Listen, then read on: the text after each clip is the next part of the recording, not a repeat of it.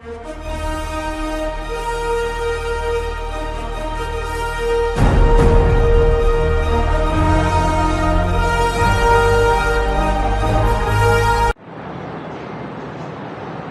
শিক্ষার্থী, আমরা ভগ্নাংশের অর্থাৎ খান্ডের আলোচনায় যাই। এখানে যদি দেখি যে ভগ্নাংশ শব্দটা দুইটি অর্থ নিয়ে করে। ভগ্ন ভাগ করা অংশ, ভাঙা অংশ। ভগ্ন মানে হচ্ছে ভাঙা বা ভাগ করা অংশ। ভগ্ন অংশ হচ্ছে ভাগ করা বা ভাঙা অংশ। ভাগ করা এখানে ভাগ করা অংশ বা ভেঙে একটা অংশ, সেটাকে আমরা যদি উদাহরণ হিসেবে বলি, একটা আপেলকে আমরা মোট 3 ভাগে ভাগ করি। আপেল আছে, আপেলকে আমরা 3 ভাগে ভাগ করি। 3 ভাগে যদি ভাগ করা হয় তা আপেলকে এই যে 3টা ভাগের এক ভাগকে বলা হচ্ছে একটা ভাগের অংশ। এই যে ভাগের অংশ, এটাকে হচ্ছে ভগ্নাংশ। এই ভগ্নাংশ গাণিতিক আকারে যখন বসে তখন সেটা ভগ্নাংশ। আমরা যদি একটা আপেলের কথা চিন্তা করি, এই আপেলটাকে আমরা ভাগ করি। ভাগ করলে দেখা যাবে যে এই একটা অংশ নিচ্ছে, দুই ভাগের এক ভাগ। এটাকে যখন আমরা প্রকাশ করব তখন হবে এই উপরে এক নিচে দুই। এটাকে বলা হচ্ছে ভগ্নাংশ, ভাগের অংশ। এটা যেমন একটা অর্ধেক। সেই এখানে উদাহরণ হিসেবে আমাদের বোর্ড বইয়ের উদাহরণ হিসেবে দেওয়া আছে। আমরা বোর্ড বইয়ে যদি আমরা যাই আমাদের 82 নম্বর পৃষ্ঠায়, 82 নম্বর পৃষ্ঠায় আমরা দেখি যে একটা 1 মিটার ফিতা আছে। এই 1 মিটার ফিতাকে 3 ভাগে ভাগ করা হয়েছে। কয় ভাগে ভাগ করা হচ্ছে? 3 ভাগে। পুরা ফিতাটা হচ্ছে কত? একটা অংশ, একটা ফিতা। পুরা ফিতাটা হচ্ছে কি? একটা ফিতা। পুরা ফিতাটাকে বলা হচ্ছে একটি ফিতা। এই ফিতাকে আমরা কয় ভাগে ভাগ করলাম? 3 ভাগে ভাগ করছি। কয় ভাগে ভাগ করছি? 3 ভাগ। মোট কয় ভাগ করছি? 3 ভাগ। 3টা ভাগে ভাগ করলাম। এই এখান থেকে একটা ভাগ, এটা একটা ভাগ, এখান থেকে একটা ভাগ, এটা একটা ভাগ, এখান থেকে একটা ভাগ। 3টা ভাগ। কয় ভাগ করলাম? 3। 3 ভাগের 1 ভাগ। 3 ভাগে 1 ভাগ। এই পর্যন্ত হচ্ছে একটা ভাগ। এটা আর একটা ভাগ, এটা আর একটা। 3টা ভাগ। 3 ভাগে 1 ভাগ। এই অংশটাকে বলা হচ্ছে 3 ভাগে 1 ভাগ। 3 ভাগে 1 ভাগ। 3 ভাগে 1 ভাগ। এই অংশটাকে বলা হচ্ছে 3 ভাগে 1 ভাগ। এটা হচ্ছে ভগ্নাংশ।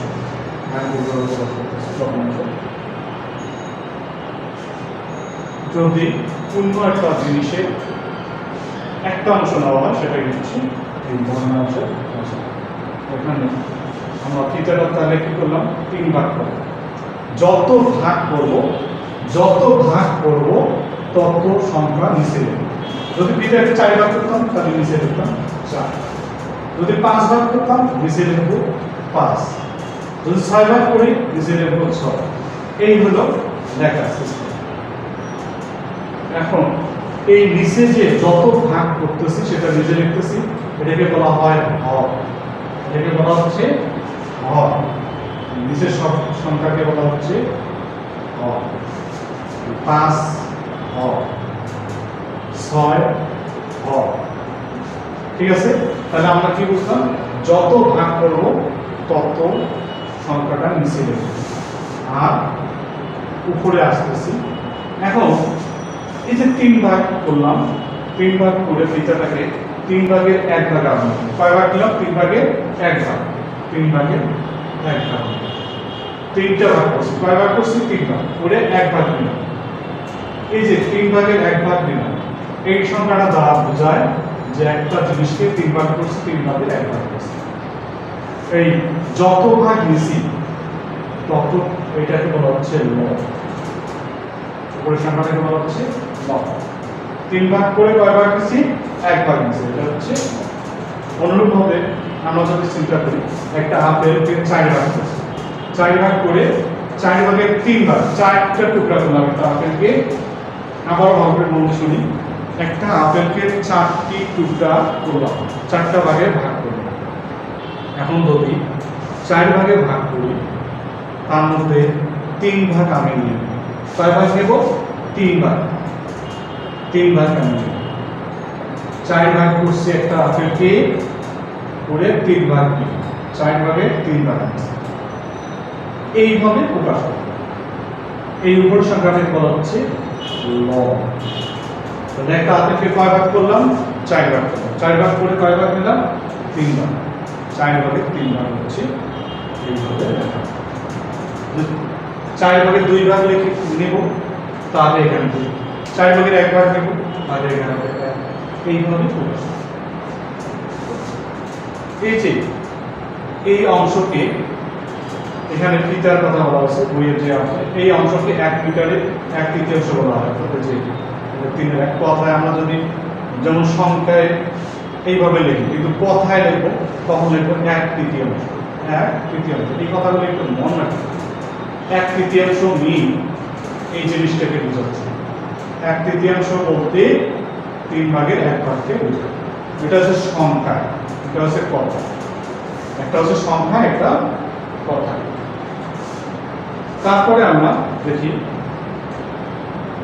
রং করা অংশ কত রং। এখানে একটা থিটা আছে, একটা থিটাকে দেখে 2 ভাগ করা আছে। কয় ভাগ করছে? 2 ভাগ। আমরা যদি দেখি একটা থিটা আছে, একটা থিটাকে 2 ভাগ করছে। কয় ভাগ? 2 ভাগ। 2 ভাগ। পুরো থিটাকে 2 ভাগ করছে। একটা 2 ভাগ। 2 ভাগ করে এখানে কয় ভাগ? তাহলে আপনারা দেখতে পাচ্ছেন 2 ভাগের 1 ভাগ। 2 ভাগের 1 ভাগ। এটা এইখানে দেখতে 2-এর 1 মিটার। অর্থাৎ 1 মিটার পুরো ফিতাকে 2 ভাগ করছি, পুরো 2 ভাগের 1 ভাগ মিটার আকারে যে জিনিস হয় সেটাই পরে লেখা হবে। তাহলে এটা 2-এর 1 অংশ। 1 মিটারে 2-এর 1 অংশ। অনুরূপভাবে নিচে দেখি আমরা আরেকটা ফিতার কথা বলা হচ্ছে 1 2 3 4 5 5 ভাগ। দেখেন 2 নম্বর আছে, একটি ফিতাকে কয় ভাগে ভাগ করা হয়েছে আমরা যদি দেখতে পারি তাহলে বলতে পারবো। 2 নম্বরে দেখেন একটা ফিতাকে 5টি ভাগে ভাগ করা হয়। 1 মিটার ফিতা আছে, এটাকে 5 ভাগে ভাগ।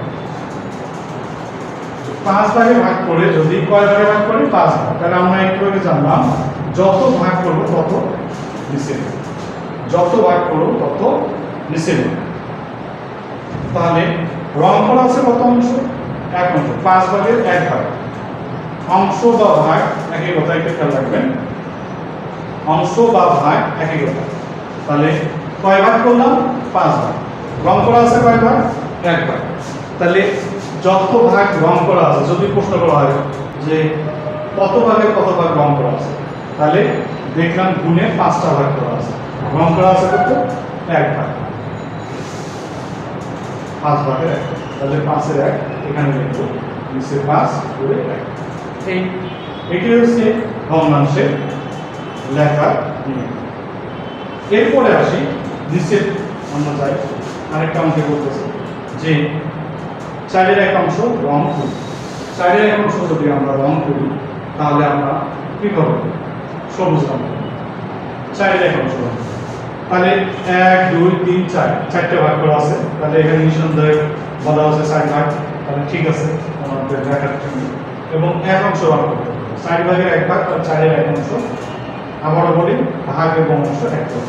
তাহলে 4-এর 1 অংশ রং করব। 4 ভাগের 1 ভাগ রং করব। 4 ভাগের 1 ভাগ এই পাশ থেকে করতে হবে, ওই পাশ থেকে করতে হবে, মাঝে করতে হবে। তাহলে 1 পাশ থেকে আমরা এই অংশটা রং করব।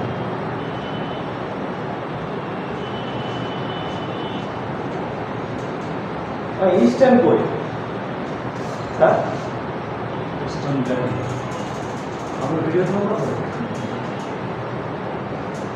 আমরা রং করব 4 ভাগের 1 ভাগ রং করব। কত রং করলাম? 4 ভাগের 1 ভাগ। এখানে বইয়ে যে কথাটা বলা আছে 4-এর 1 অংশ রং করব। তাহলে 4-এর 1 অংশ রং করলাম এই কথা। যদি বলে যে না 4-এর 1 অংশ রং করা না, 4 ভাগের 3 ভাগ রং তা আমরা করতে পারি। সেক্ষেত্রে আমরা কি করব? এখানে ধরেন যে 4-এর 1 অংশ রং না করে বলতেছে 4-এর 3 অংশ রং। তাহলে 1 2 3 এটা এখান থেকে এখানে রং করব।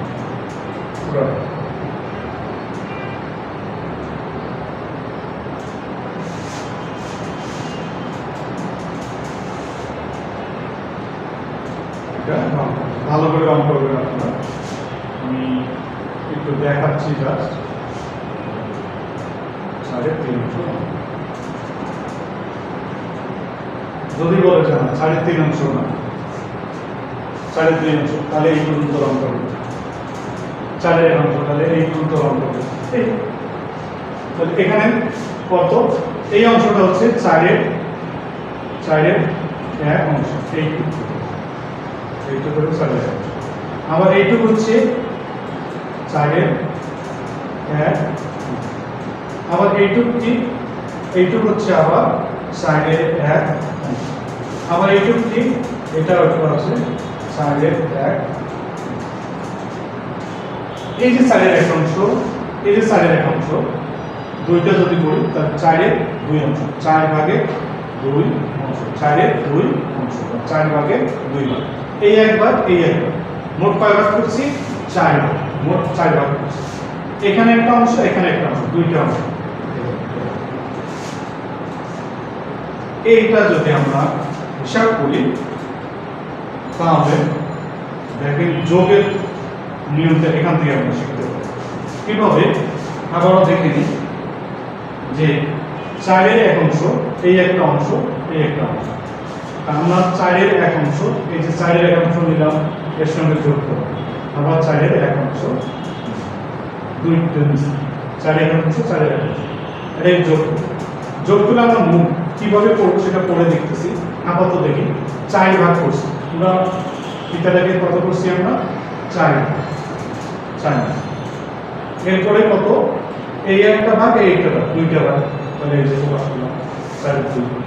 এটা আমি যোগ করা একটু পরে দেখবো, পরে জাস্ট একটু ধারণা। তারপরে আমরা চলে যাই। এখানে কি বলছে? 1 মিটারের 3 ভাগে 2 ভাগ কিভাবে প্রকাশ করতে পারে? 1 মিটারের 3 ভাগে 2 ভাগ একটু আগে বললাম, ঠিক সেরকম এখানে 1 মিটারকে 3 ভাগ করছে, 3 ভাগ করছে। 3 ভাগে 2 ভাগ কিভাবে প্রকাশ করবে সেটা বলতেছে। তাহলে এটা 3-এর 1, এটা 3-এর 1। আমরা মোট কয় ভাগ করছি? 3 ভাগ। এই শূন্যস্থানে পাশে লেখা, কারণ বড় করে লিখতে হবে, এই জন্য 3 ভাগ করছি। তাহলে 3 ভাগ করে নিচে 3 লিখলাম। নিতে বলতেছে কি 2 ভাগ, তাহলে 2 উপরে 2 লিখলাম। 3-এর 2 মিটার বা 3-এর 2 অংশ। যে জিনিসটা থাকে সেটা শেষে লিখতে হবে। মিটার হলে মিটার, আপেল হলে আপেল, বা কলা হলে কলা, বা পাথর হলে পাথর, এরকম যে জিনিসগুলো বলা সেই জিনিসগুলো।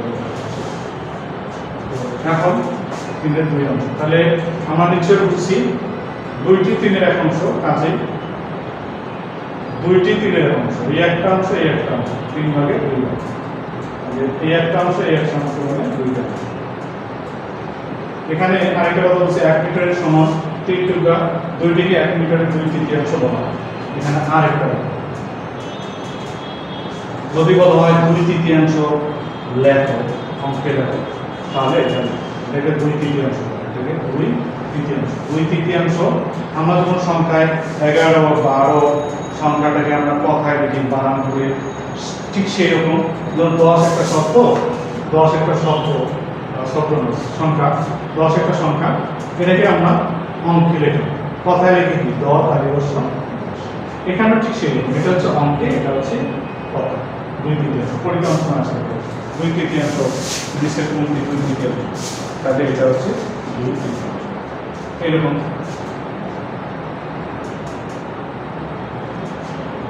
এরপরে আসি আমরা পরের অঙ্ক, যে কি করতেছে রং করা অংশ কত লম্ব। আমরা চিন্তা করি, সবাই বন্ধুরা একটা আগে থেকে চিন্তা করেন, তারপরে আমার সঙ্গে মিলে নেন। মিলে নেন, আমি যেটা বলতেছি সেটার সঙ্গে মিলে নেবেন। প্রথমেই আছে দেওয়া আছে রং করা অংশ কত লম্বা। 1 মিটার থেকে 1 2 3 4 5 5 ভাগ করছে। কয় ভাগ করছে? 5 ভাগ। তাহলে আমরা 5 নিচে লিখলাম। তারপরে রং করা আছে কয় ভাগ? 2 ভাগ। 1 2 2 ভাগ। তাহলে 2 উপরে লিখলাম। অনুরূপ 2 নম্বর দেখি, একটা থেকে কয় ভাগ করছে? 1 2 3 4 4 ভাগ করছে। 4 ভাগ করলে নিচে লিখব কত? 4 এবং উপরে লিখব 1 2 3 3 ভাগ। এখানে মিটার, ভিতরটাকে মিটার বলা হচ্ছে, মিটার লিখব। যদি কোনো কিছু না থাকে তখন অংশ করাটা লিখব। তাহলে আমরা বুঝতে পারছি যে 5 2 মিটার, তারপরে 4 3 মিটার কিভাবে বলে, এবং এটা যদি কথায় বলি তাহলে 3/4, 3/4, এটা হচ্ছে 2/5, 2/5 এইভাবে। এটা হচ্ছে 3/4, এই যে 3 কথাটা দেখা হবে আগে, তারপরে 4।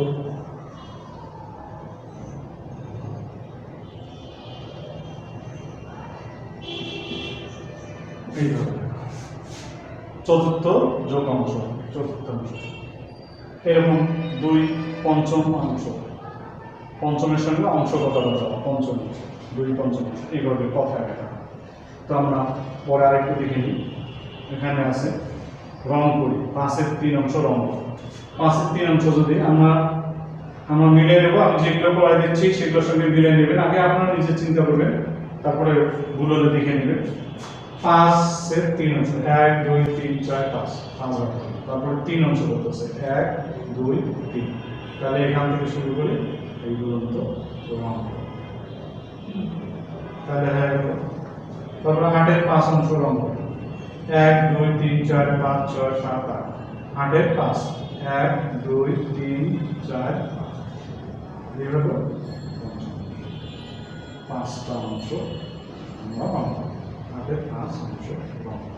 এই 3 একাংশ ও 5/2 কে রং অংশ, 3 1 ও 5/2 কে রং অংশ বলা হয়। এখানে 3 ও 5 কে হর বলে, 1 ও 2 কে লব বলে। আমরা বুঝলাম, একটু আগে আমরা আলোচনা করলাম, নিচের সংখ্যাটাকে বলা হচ্ছে হর, উপরের সংখ্যাটাকে বলা হচ্ছে লব। তাহলে আমাদের ছোট বন্ধুরা, সুপ্রিয় শিক্ষার্থী বিন্দু, আপনারা নিশ্চয়ই বুঝতে পারছেন। এরপরে আমরা 84 পৃষ্ঠা নিয়ে আলোচনা করব। তো আজকের পার্ট এখানে শেষ। এই পার্টে আমাদের এই সিডব্লিউ খাতায় বা এইচডব্লিউ করতে হবে, যেগুলো যে এই যে গ্যাপগুলো 1 2 3 যে বিষয়গুলো ছিল সেগুলো আমরা সাথে সাথে লিখে দেব। এখানে যেটা হচ্ছে রং করা অংশ কত রং, তাহলে এখানে 1 লিখে দেব, 2 লিখে দেব। এখানে 4 1 অংশ রং করি, এরকম একটা ফিতা আঁকবো, করে রং করে নিই। যদি আমাদের কালার পেন না থাকে, ওই কাগজ ও কালিতে আছে আমাদের পেন্সিল, এগুলো দিয়ে রং করে নেব। তো এখানে যে 3 ভাগের 1 ভাগ লিখে দেব, এখানে 3 এর 1,